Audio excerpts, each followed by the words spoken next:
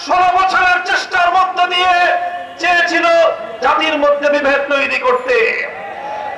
স্বাধীনতার 50 বছর পরে এসেও তারা রাজাকার নাম দিয়ে এদেশের ধর্মপ্রাণ জনগোষ্ঠীকে তারা দাবায় রাখবার ষড়যন্ত্র করেছিল। যখন গোটা দেশের সমস্ত মেধাবী ছাত্র জনতাকে রাজাকার বলে গালি দিয়েছিল, তখনই আন্দোলন বারুদের মতো জ্বলে উঠেছে। বাংলাদেশে স্লোগান উঠেছিল, আমি কে তুমি কে। কে বলেছে? আমি বলতে চাই, মনে রাখতে হবে ঐক্য এই আন্দোলনের মজবুত ভিত।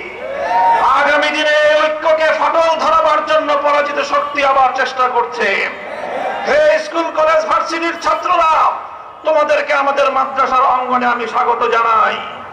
তোমরা মসজিদে আসবে,